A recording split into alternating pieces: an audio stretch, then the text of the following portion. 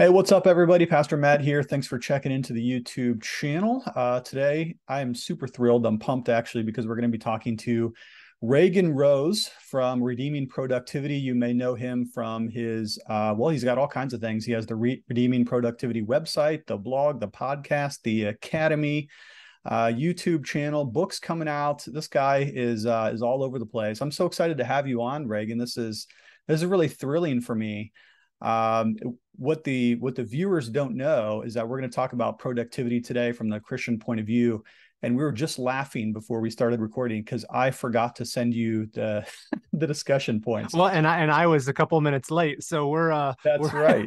I don't know if we're the right guys to talk about this. Exactly.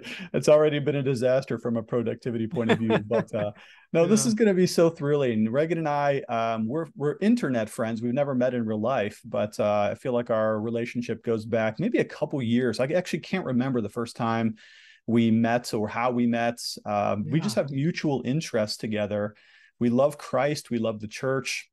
We love trying to get things done. Do you recall how it is we met or You started know, following each other? I knew of you several, I don't know how many years back because of some of your videos on YouTube and some of the stuff you'd done with Edwards, and you had a something on one of how he had done his, I forget what you call the Bible, the blank Bible forever Right. ago. And I think our first contact was me reaching out to you when I had you on my podcast the first time. And that was maybe back in 2019. So it's been a few years now.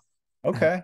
Yeah, that's awesome. And a lot has happened in between then and now, including you writing two books. When I first got to know you, I don't recall you being an author, but now you've got two books out there. One of them is already out there, an introduction to gaming from a Christian perspective. And then you are just now coming out with a book. So this is kind of a timely moment to mention this, called Redeeming Productivity, which is the name of most of your internet content, right?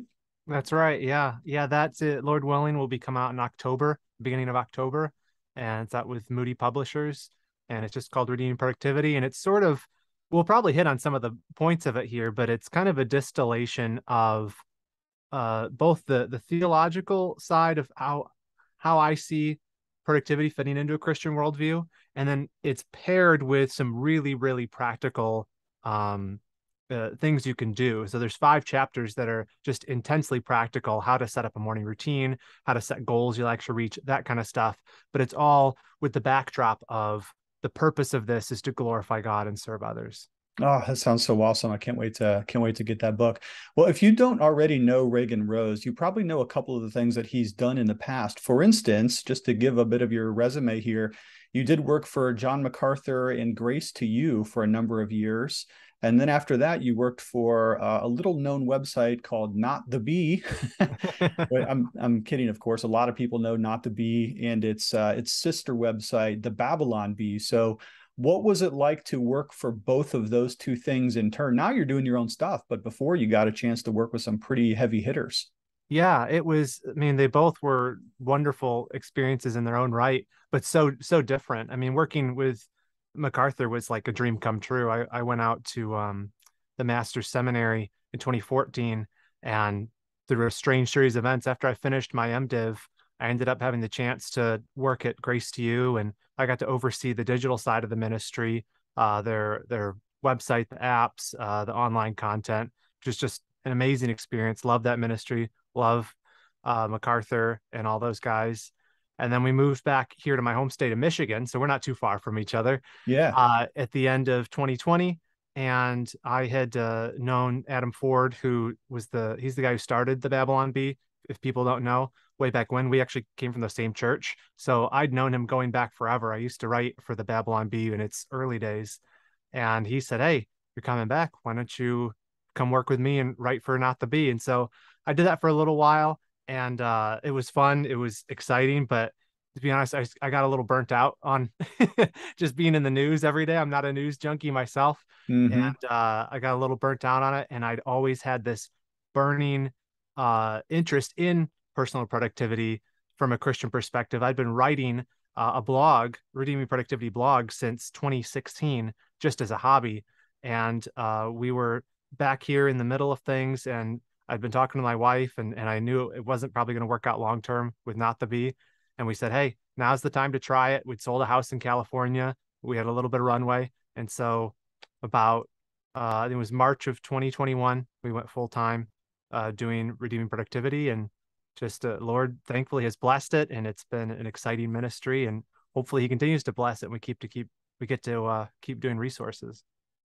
Yeah, and as I mentioned a little bit at the intro, so you have a website, redeemingproductivity.com or .org, right? It's .com. Mm-hmm. It's .com, and you've got the Redeeming Productivity Academy, where people can take lectures that you've prepared and other course content to help get their life in order. And we've already mentioned the book, and you have a YouTube channel. You kind of were on and off again on YouTube. Are you on again now with YouTube? I'm on again. As you know, if you make multiple content streams, like something has to give sometimes, and Yeah. as you well know, YouTube takes a lot more effort than the other one. So I've kind of rejiggered my attack plan for content strategy for the second half of this year, and so I'm focused much more on YouTube for the rest of this year, and a little less on podcast right now. So I will Okay. hopefully we'll see some more growth there.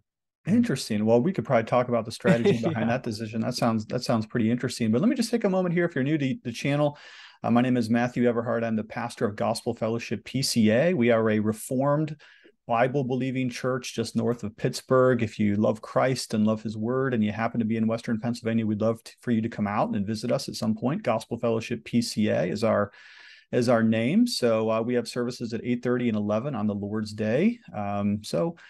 Also want to say hi to a couple friends as well. Hello to everybody at RPTS, the Reformed Presbyterian Theological Seminary, where I'm going to be teaching a course on Jonathan Edwards in February. So you might want to come take that as a class or audit it if you'd like. And I also want to mention too that our church has a really cool conference coming up called the Image of God Conference. We're going to be looking at issues related to sexual brokenness and sin and redemption in Christ. Lots of hot button issues there, including transgenderism, pornography, homosexuality, and other things. Conference is free, but you do have to register on our website, Gospel Fellowship PCA. All right.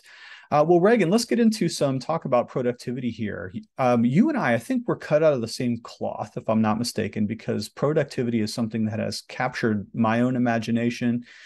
Not only for my life, but even with my Jonathan Edwards studies. Edwards is probably a productivity guru as well in his own time. I don't think they called it that in those days, but help us to frame this up in terms of worldview, Reagan.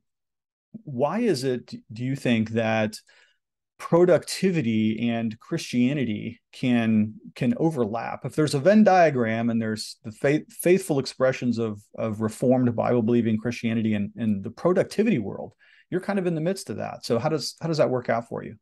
Yeah, no, I think they absolutely overlap. There's a great quote, I'll kind of probably butcher it here, from R.C. Sproul, but he says basically productivity is not just from the realm of the business world or corporate America. It's the mandate of Christ. And I agree with him on that. Personal productivity has kind of been hijacked. The whole topic is, when you bring it up, you think of getting more done at work. Maybe you think of, 7 habits of highly effective people, or even, industrial revolution type images of the assembly lines, and just trying to be really, really efficient so you can make more money.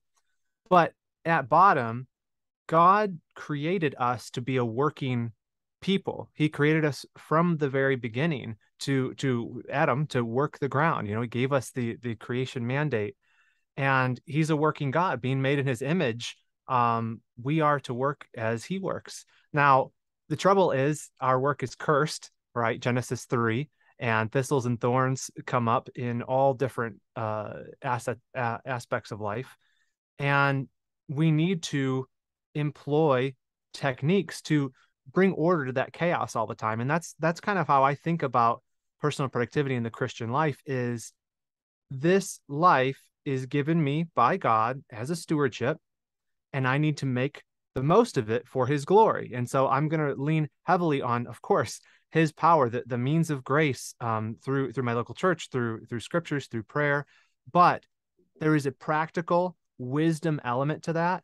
And that is where speaking of the Venn diagram, that's kind of where I aim, is I want to hit a lot on how we make use of the resources God has given us, but also juxtapose that with some hyper practical things. How do you actually manage your day? How do you make sure that commitments don't fall through the cracks? So that's sort of where my I guess my target is. You were doing a discussion with another brother. I think it was on your own podcast I was listening to, where you brought up the fact that there's kind of an interesting space between the Christian productivity world, an explicitly reformed, or we might say a Calvinistic worldview. You mentioned John Piper's seminal book, Don't Waste Your Life, which was very, very influential for me, as well as for a lot of people. Do you think that that's true, Reagan? Do you think that those with an explicitly reformed, not that our Arminian brothers would not want to be productive, of course they would, but is there something to the connection between Reformed theology in particular and this the desire to be efficient with our time and our lives? Yeah, I think so. The brother I was talking to on my podcast was David Kaywood, who wrote an excellent article on the Christian productivity movement. If you just Google that, listeners or people who are watching this will find it. But that's sort of what he did, is he traced it back just in recent memory. Who are the people who were talking about personal productivity? You had Tim Challies, who did a book, Do More Better, around 2014. You had Matt Perman, who wrote several books on the topic. John Piper, as you mentioned. But even going back further than that, you have this long line in the Reformed tradition of people talking about it. You got Spurgeon, you've got Edwards heavily on the his sermon on the preciousness of time and the importance Yeah. of redeeming it. That was Mm-hmm. foundational for me in Hmm. understanding how important my time was and making a good use of it. So I think historically, it's a fact that it does run the productivity idea is heavily in the stream of Reformed thought. Why Mm-hmm. is that? I think that it flows from a high view of God. And again, I mean, like you said, I'm not to disparage our Arminian brothers, but I personally believe that Reformed theology has a high view of God and a high view of his sovereignty. And when you start talking about the sovereignty of God and you hold that up, you start to recognize, I think, more clearly your place in this world. Do you know what I mean? Like I Yeah. talk about in my redeeming productivity stuff, I talk about these 5 pillars Mm-hmm. of productivity. What are the 5 theological truths that kind of form a foundation? And the first one is you belong to God. And so I Mm-hmm. think a high view of God's sovereignty naturally uh, corresponds to a low view of self and understanding and emphasis on the fact that I'm a servant and most importantly that I'm a steward. It's not my time to waste. It's God's time and I need to make a good return for him. Mm. Yeah, I like to think of the doctrines of human finitude and mortality in relation to my own productivity. Those are a couple of thoughts that have captured my own heart lately. I think you talked to Kelly Kapic, who wrote a book on finitude recently. And when I heard his interview and the title of his book, I was like, oh man, I should have written that book first, That's because what I thought I've too. actually been thinking a ton about finitude in my own life and the shortness of life, the brevity of life, its beauty, and yet the necessary limitations that God puts on us in terms of our, well, in every capacity. First of all, our intellect is limited, our gifts are going to be limited, our resources are limited, our time frame, our lifespan is limited, even the fact that we're moored to one physical locale of the universe at any given time is a stricture that's placed upon us so that our the amount of what we can do or accomplish in one lifespan is de facto limited to the extent of our mortality. And that bothers me in one sense, but it also spurs me on in another, because I want to use this one life that I have for the glory of God and for the good of his people. That's the thing that really prods me along, to be honest. No, absolutely. Yeah, and I mentioned that that Edwards sermon, which is on Ephesians 5:18, redeem the time. And one thing that stuck out there to me that it just almost haunts me is he talks about how that God has given us beforehand the works that we'll walk in, Ephesians 2:10. So he's Yeah. planned ahead of time the works we're going to walk in. And he reasons from that God's given us enough time to do the specific works he's given us. But we need to redeem the time so that we actually are focused and giving effort to do those things. And when we waste time, then we need to make up for it because we haven't used that time like we ought to have. Mm-hmm. And I think that's such an important thing. But speaking of finitude, one of the things that stuck out to me talking to Kelly Kapic was he emphasized in that book that it sometimes we think of our limits as a product of sin, product of the fall, and some of them are certainly. But he Mm-hmm. pointed out that from the beginning we were made finite. That's Like right. you said, we were always, restricted to one place. We never were had all the power that God has, all of those things. And that to me is a comfort. And I think holding those two ideas in my head it helps balance each other out. Like I have a massive responsibility. I need to steward this life well for God's glory, but also he understands my weakness. He Mm-hmm. understands my frailty and he gives much grace. And I Mm-hmm. think having a vision of both of those helps you from being lazy, but also from going crazy with Mm-hmm. the stress of it all. Yeah. Well, I was going to ask your personal advice. Put on your counselor's hat for just a minute here, because speaking of productivity, and we're going to get into some tips and some hacks and some practical matters here in just a few moments. But while we're thinking about theory, I wanted to talk to you about the sin of ambition. People don't really talk much about ambition as a sin anymore, although it used to be in a lot of the catalogs of the vices that the Puritans would talk about. The idea that a person would want to exceed the station that God has assigned to that particular person. That's kind of a language that we don't really use anymore. We often speak of ambition as a good thing, and there is a certain sense in which ambition is virtuous. I want my children to go out and do the best that they possibly can do, let's say. But I've also been wondering about my own life, if maybe I'm falling into the sin of ambition and desiring more for myself or expecting more from myself than is realistic. And so I've been thinking to myself something along the lines of this, like I want to be the best husband, I want to be the best father, I want to be the best pastor, I even want to be the best Jonathan Edwards scholar that I can possibly be. And then I question my own motives, because what is driving that ambition that seems to be within me? I have a very hard time settling down and entering into Sabbath rest, even on the Lord's Day. What would you say about ambition as a sin or as a virtue or vice? What do you think?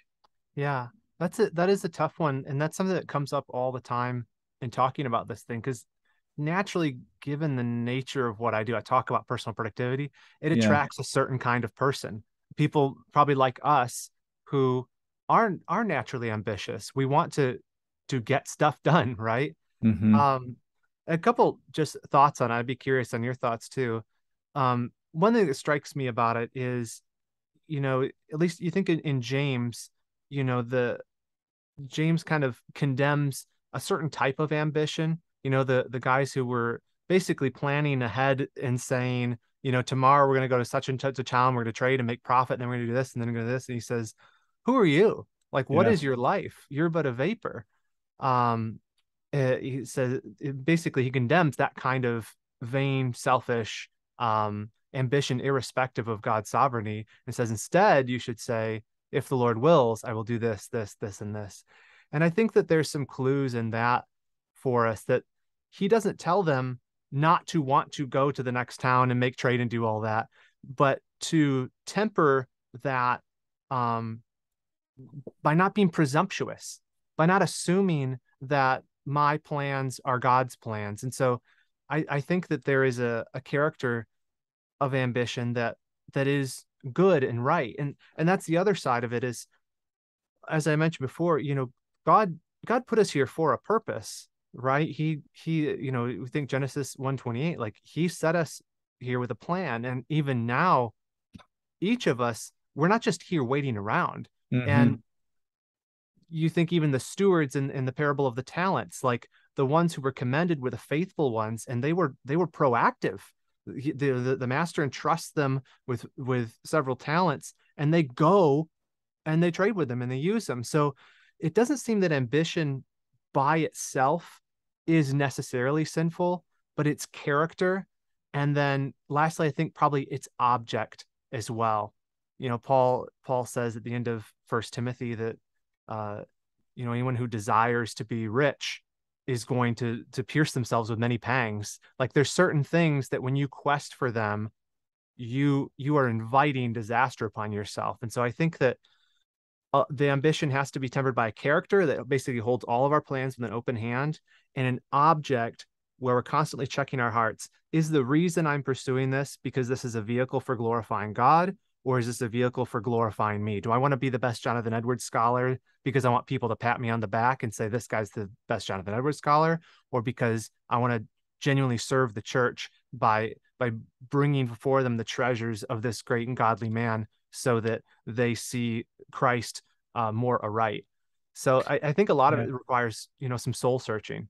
Mm. What do you think? Those are kind of my thoughts. Well, it's interesting you brought up that James passage, because that very one about the mist is the very passage that's kind of haunted me, going back to that language of finitude or our own mortality, thinking about the beauty and the brevity of life, because a mist is a beautiful thing. It's an image of beauty in the scriptures, and in some translations it's a vapor, but when the Bible speaks of our finitude, it often speaks of things like shadows, things that are fleeting in this life.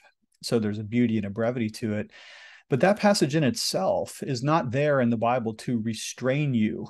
It does certainly caution us about the human arrogance of claiming you're going to accomplish this or that. But the passage ends with this line: so whoever knows the right thing to do and fails to do it, for him it is sin. Yeah, So that's it not does passive, is seem, it? yeah, so it does seem to speak both to sins of commission, but also sins of omission. Mm-hmm. And that too prompts me on to want to do the things that the Lord has assigned me to do, and to do them with vigor and with zest and with zeal for the glory of God and his people. Let's talk about a few practicalities here, if we can kind of shift gears into a little bit more of a practical section. You and I both, I think, have some similar views. I could be wrong about starting the day right in terms of morning routine. I'm a big morning routine guy, almost religious, and almost religious when it comes to my morning routine. What do you do, and what do you think about capturing the morning as essential to Christian productive virtue? Yeah. Yeah, I always have to be careful with this one because I am a big, big morning routine advocate. And I know that not everyone is a morning person. I did not used to be a morning person. I kind of flip-flopped later in life after I got Mm-hmm. married. It just happened that our schedule changed, my wife and and I just started waking up. I went to bed really early and wake up really early. Mm-hmm. So I'm a little cautious being prescriptive on this, but that said, I do think we have some good examples in scripture about the morning being a precious time. There's references in the Psalms about rising early to meet the Lord. We have example Mark 135 that, Christ, while it was still early, he went out to a quiet, secluded place to pray. And I think that to me is that, without being too prescriptive, that's the benefit. Quiet seclusion. When I wake up early before anyone else is awake, no distractions. Nobody's emailing me, no one's calling me, my kids aren't screaming at me. I have time to use however I want. And so that's, to me, why I'm such a big advocate for doing mornings. My morning routine is pretty simple. I do a course on this, but basically I just follow a little acronym, POWER. So the P is for prayer, the O is for organize, the W is for word, meaning read the word. E is for a little bit of exercise, and R is for reading and writing. So basically, my morning routine consists of a little time in the word, a little time in prayer, some light exercise. I don't like do a hard workout, but just kind of get my brain going. I Mm-hmm. do reading and writing, which means I read like a few pages or a chapter of a book that I'm into. I write in my journal. And then the O, so they don't go in order, but the O is organize. And that's where I actually plan my day. So I think of all this as my day hasn't even started yet. I can't tell you. I guess you probably know yourself because you're a morning guy. But when I do that consistently, I feel like I'm playing in the big leagues. I feel like it's like a superpower. And I'm like blown away that more people don't take advantage of it, because you've oriented your mind to the day ahead. You've oriented your heart towards God. You've oriented your body by doing a little exercise. Like, you're awake and you're ready and you have a game plan for the day, and you're right with the Lord, and you've committed your day to him. Like, I can't think of a better way to start the day, and you can do it in like 30 minutes or an hour. Mine's a little bit longer because I've just found that time is so precious. I keep extending it because I want Hmm. more of that Hmm. time. Yeah, my acronym is COWER instead of POWER because I have coffee in there. So it's a bit more of a Yours is a timid little more acronym. humble. That's probably a little more appropriate. COWER. COWER doesn't sell as well as power. I think you're Yeah, on. I that's think right. you're onto it with the acronym there. It's all But marketing. yeah, so my morning routine is 5:30 alarm, and I have not been getting up with my alarm recently because school just got back into the swing of it here. The summer routine's been offing me a little bit, but 5:30 alarm, immediate coffee and Bible. I've been doing my Greek reading, Greek translation in the morning for about 45 minutes or so. Not always, sometimes 30 minutes, but at least that. A little bit of prayer. I tend to go for a run and or a workout in the morning too. Are you into kettlebells, by the way? Kettlebells are awesome. Kettlebells, that's my Yeah. new obsession. No, I mean, we have some, but I'm not really I don't really understand them, Okay. to be honest. One piece of gym equipment, total body workout.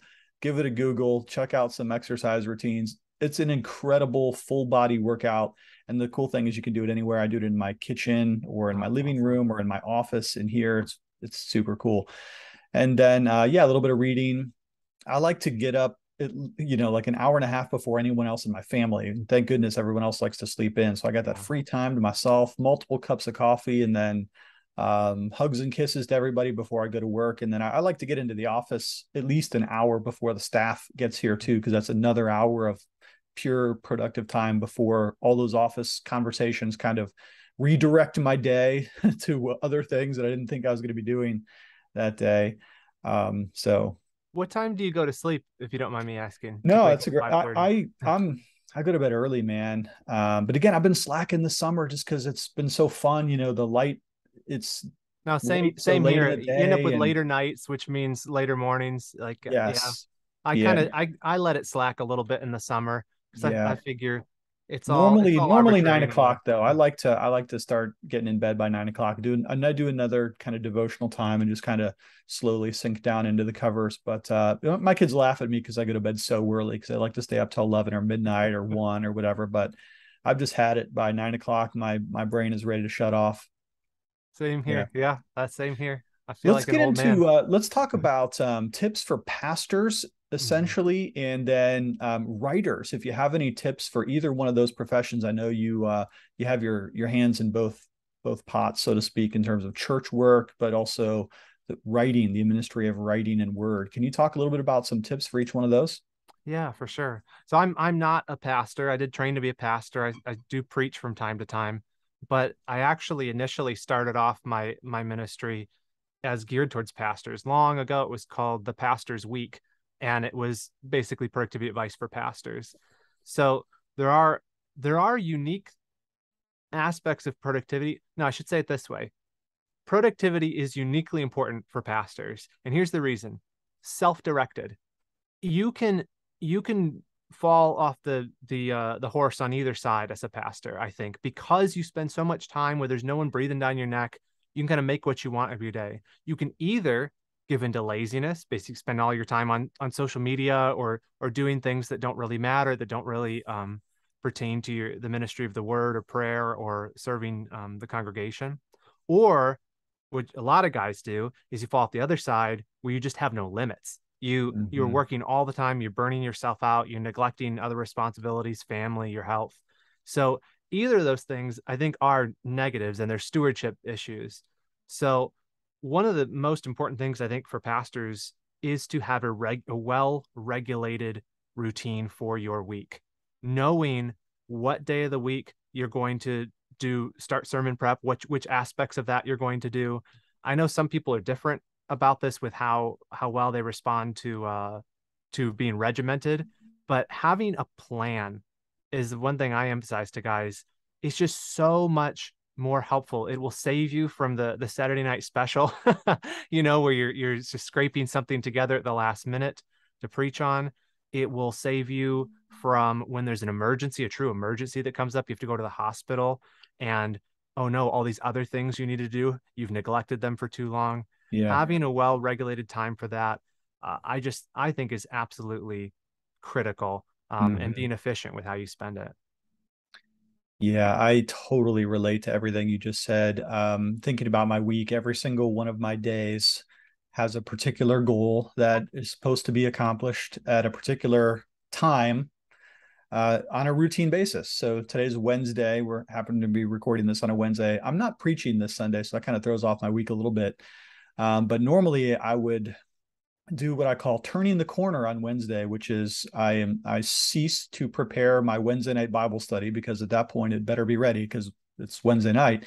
And then I turn the corner and begin the outline for my sermon that I'm going to be preaching on Sunday. And so then Thursday is writing day, pretty much write the manuscript out.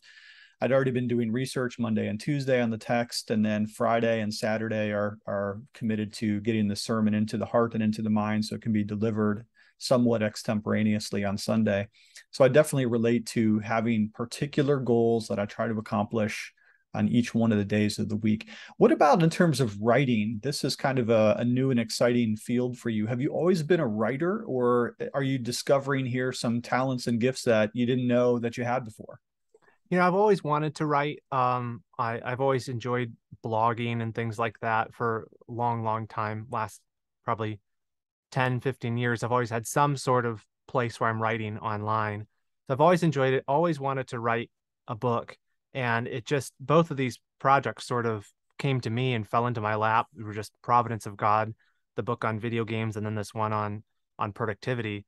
And so I don't, I can't speak to getting published or any of that because it just sort of came about through knowing some different people and some connections. But I can speak a little bit to writing. Not that I'm an expert or anything. I've only done 2 books, but one of the things that I found incredibly helpful ever since even college and seminary is I'm just I think that I think of it as though I'm always writing. So I write every day, and it's not always something to be published. So I'm writing blog posts, I'm writing scripts for videos, etc. But as I'm reading stuff, I'm always writing. And this goes to something that I know you're passionate about is note taking. I Mm-hmm. just take a lot of notes and I organize them by topic. I'm always taking notes. I'm always Yep. taking quotes. And so when it came time to write both of these books, I had a very deep well of already cited material and even parts of my own thoughts already written out, sometimes paragraphs, multiple paragraphs, because to me, I write to process. I every day I'm writing just to process things. I want to, as I'm reading, I want to understand it. I want to put it in my own words. And I don't know if I'll ever use that stuff, but Mm-hmm. it helps me think more clearly. And then it's just sort of fodder later on if I want to do a book or an article or something like that. So Mm-hmm. that I think is the biggest thing that's been a blessing to me is just being a really committed note taker. Oh yeah, definite obsession for me too. I have all kinds of different notes. Do you are you primarily a notes on paper type of person, or are you using? I've seen you do some videos on some pretty technical applications and things like that on your computer. Where are you at on that kind of balance right now? Yeah, I'm very heavily digital. I can, if you want, I can nerd out a little bit and kind of tell you the apps I'm using and how they Yeah, fit yeah, together. go for it. Yeah. So, kind of at the end of my funnel of information, kind of my main note taking app is called LogSeq, LogSeq. If you've heard of Rome Research, which is kind of a popular, it's an interconnected note taking app. LogSeq is very similar to that, or Obsidian, that's another newer popular note taking app. Basically, what all of those that I just mentioned do is instead of organizing your notes into like little folders or individual files, each paragraph is a discrete unit of information. It's hard to describe unless you mess around with it, but you can basically form really rich connections, and they call it a graph that you're building out. So for example, if I just found a quote throughout the course of my day and it was on anxiety, for example, I was reading a book, I was like, this is a great quote on anxiety, and I saved it into LogSeq. and I just put a little tag next to that under anxiety, and then I put the author's name there. It will show up under that author's name. It'll show up under that tag. And then I can even reference that same quote in all of my different other notes.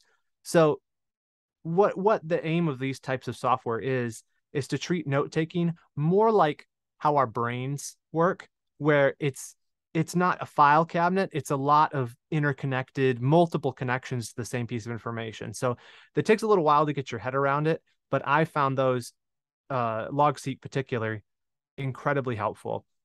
And I use a service called Readwise to basically filter in all of my different information sources. So Readwise is kind of, its main function is it takes your Kindle highlights if you read on Kindle, and it aggregates them into like a daily digest. So the problem they were originally trying to solve is, you read Kindle books, you make highlights, and you never look at them again. And so they said, yeah, every day it'll give you your just 5 random highlights, and you can go through them, and it's great for that. But what it does beyond that is it can take information from, if you use a read it later app like Instapaper or Pocket or Feedly for RSS feeds, and Kindle, like I mentioned, or even physical books, scanning highlights from them. Readwise is like a giant information grinder. You dump all of these different sources into it, and it will spit it out wherever you want. So I have mine where any new notes I've taken, or any new, I should say, highlights I've made, show up in LogSeq every morning. And so I can categorize them or do whatever I want. But what's so cool about that when it comes to the topic of writing is I can look at a book that I've just read. Like I just read Atomic Habits again with my book club, and I now have all of my favorite highlights in my note-taking software. Then I can go through and I can take my own thoughts on those notes or on those highlights. And then if I were to write something on habits, I could go look through and find what I thought was the best of the best stuff on habits. So I know it's hard to talk about it in theory, but I kind of think of it as there's this flow of information that goes into this central hub that's sort of my second brain of notes. And that's where I do my writing and sort of bring all the ideas together. So have you completely abandoned writing notes by hand, or does that have any play in your overall system anymore? Yeah, I kind of think of physical writing or note taking as my daily stuff. So I do bullet journaling if people are familiar with that. So all of my tasks, any stray thoughts I have, I'm typically writing them down physically in a notebook, but I treat it as fleeting or temporal. So I will, if there's any notes and stuff, I'll do it at the end of the month. I'll go back through all the stuff I've written in here, and if there's anything I want to make sure I save into my big second brain on the computer, I'll retype them in there. So I really like physical notes. It's just hard to beat the indexing ability of using a digital tool. Mm-hmm. Well, Reagan, why don't we try to round up here with some pro tips and life hacks. You want to just bullet point out for us some things that the average person can do to make their life more productive. By the way, I am fighting a lawnmower out here. I don't know if you've been noticing, but I don't hear it. It's getting kind of annoying. It's going right past my window, and I was trying to mute my microphone a minute ago. Every time he goes past my window. So I'm sorry about that to the viewer. Hey man, I'm just a local pastor. I just turn on the mic and the camera and try to get some things on film for you guys. But this is not a professional studio. We have real deacons out here mowing real lawns. So forgive me if you can hear that. But Reagan, why don't you try to again just kind of bullet point some life hacks and some any kind of tips that the average person might make some use of. Yeah. The morning routine thing is, if you start with one thing, I would start with that. Go to bed 30 minutes earlier and just carve out some distraction-free time for yourself. That's the biggest thing. I always tell people, start with that. Then you've got time to play with. Then you can actually use that for a variety of productive efforts. Another thing that is a big challenge for a lot of people I found, and for myself too, to be honest, is phone distraction. We have these smartphones, most of us. So finding ways to sort of blunt the I refer to the smartphone as a double-edged sword. It can make you productive. You can do stuff really fast. You can check email, but it's also cuts both ways because it it can be super distracting. So I always advise people, turn all your notifications off. You don't need to know right away if a text message came in. Like some people do because their profession requires them to always be on call or something, but mute it, use do not disturb, turn off notifications, delete distracting apps. I, I I've just found the less I use my phone, the more productive I am. And so trying to Hmm. find ways to limit that, I think, is huge. Related to that is deep work. There's a great book, not a Christian author, but Cal Newport wrote the book Deep Work. I'm very passionate about that idea of carving out extended chunks of undistracted time to work. Making time for that in your schedule is huge. And one of the best ways I found, I use this every day. It's called the Pomodoro Technique. Have you heard of that, Matt? Yeah, I was going to ask you about that. I actually tried to Google it when I heard you say it, but I wasn't sure what I was trying to spell. Can you lay that out for us? Yeah, Pomodoro, I think it's like the Italian word for tomato, or it's some other language word for tomato. And the idea was Tomato? those tomato, yeah, like those kitchen timers that are like shaped like a tomato, like Yes. an egg timer. I actually have Right. mine's not a tomato, but like a Uh-huh. physical egg timer. Gotcha. That was what I can't remember the guy who made it up, but that's what he named it after. So it's Pomodoro. I think it's all O's, Pomodoro. Okay. But the idea is it's a simple technique for forcing yourself to focus. What you do in the basic version of it is you set a timer for 25 minutes, just 25 minutes, and you tell yourself, I'm going to do this one thing, and that's all I'm going to do. So if you got to write a paper or you got to study something, whatever it is, I'm going to only do that. And it's something about that, both having the deadline for it, like knowing that, okay, I have to get this done. I have to focus, and knowing that there's a relief in sight. After 25 minutes, I don't have to, I can check social media, I can do whatever I want. That helps a ton. So after 25 minutes, alarm goes off, then you set a 5-minute timer and you just do whatever you want. When Okay. that one goes off, you do another 25. And I think after 4, they recommend taking a 15-minute break, take a Hmm. longer break. But I kind of measure my own productivity in that in Pomodoro. So if I have a day where I do 6 Pomodoros, like 25 and 5-minute segments, I count that as a really good day, because that Yeah. means that it's super deep work for a couple hours. Like that's really good. So I definitely recommend that. It's so simple. Even if I just explained it, anyone can do it. Set a timer on your phone. You don't need a fancy app or anything like that. Very, very simple. Huh. The Pomodoro technique, named after the Italian word for tomato. Hey, yeah, I got the right language. That's hilarious. Anything else? Any other life hacks or pro tips?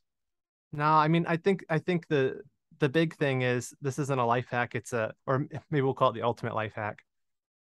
Productivity for the Christian is mindset. It Right. You can do the all of the right things. You can steward your time well or use it well in an earthly sense. But Mm-hmm. if your heart is not set on, I want to glorify God today with how I spend my time, I'm going to glorify him in how I'm doing this work. If you're treating your day as an act of worship, every aspect of it, even if everything goes wrong, even if you don't finish your to-do list, you were productive. You were Right. faithful. You Yeah. that I think is so critical. It's about the heart. Oh, that's such a good place to end. Thank you so much for coming on, Reagan. Point us to where is the one-stop shopping place that we need to go on the internet to get your content? Yeah, if you just go to redeemingproductivity.com, you can get on my newsletter, which is a free thing I send out every Thursday. You get helpful advice on productivity. I recommend apps. I have the 3 to 5 of my favorite links I found that week on the internet that I think will help people become more productive as Christians. So redeemingproductivity.com, you can get everything there.